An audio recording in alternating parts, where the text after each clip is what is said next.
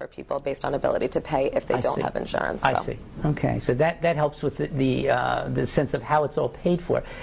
In terms of really a central part of the program, from all your points of view, what would you say are some of the advantages that you see to the family and to the patient for the services you give, and maybe also if you can differentiate it a little bit from home care, just so I can get a sense of that too.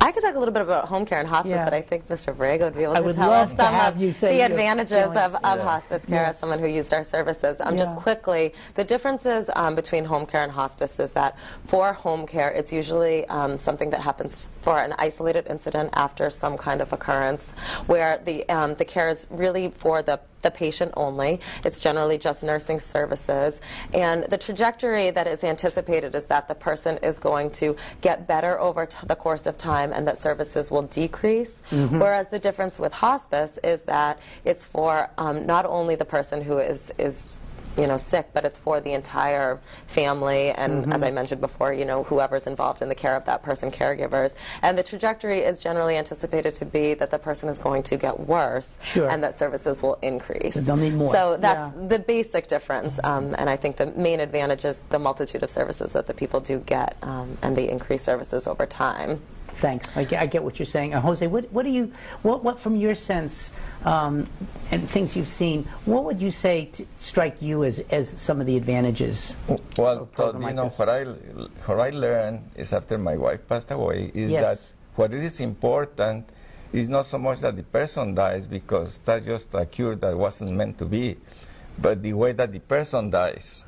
The way they die. The way they die. Yes. So that's very important. Because to me it was that, I was able to provide to my wife help, to show her that I care for her. And that's very important for the people who are left. You bet. You see, the people who die, they're already gone, but the people who are left are the ones who have to suffer to all the consequences of how they took care of that person. Do you see what I'm saying? Yes, I do. Okay, so I remember that my children told me, but Dad, you won't be able to take care of Mom. You are not strong enough to move her and so forth. But I said, hey, I have to just try it. I cannot tell her no. And then you feel like you're not helpless. There's something you can do, and you can show your love and your caring. That's right. I hired 2 nurses to help me and everything. But my wife, at some point that she was in the hospital, she said, I just want that you take me home. And that's when I contacted the hospice, and they were very good because they brought me all the supplies, beds, everything. So it was it was a very nice environment, and you could see the nurse that was assigned to me, Susan. She told me, I remember that she said, look, and she says, don't worry about it, because usually when the person goes home, then that's when they pass away. Because they feel that they rest. You made the point so well, Jose, about that how the person dies is so significant, and that she, despite losing her life, could have exercised some control over the kind of environment she wanted, and you could be a part of that, and you could get the assistance you need, help the right amount, and also get help for yourself. I know. Was there a lot of support for you in trying to deal with the situation too? Oh yes, then afterwards, what the hospice helped me a lot was that there were some support groups, some bereavement groups, and I attended 2 of them.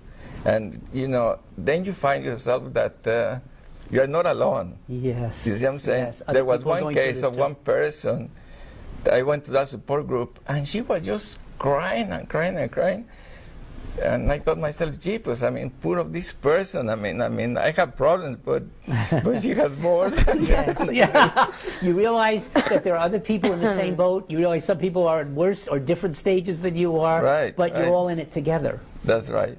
You're not alone. Yeah, and the only thing that I told this to a lot of people, to the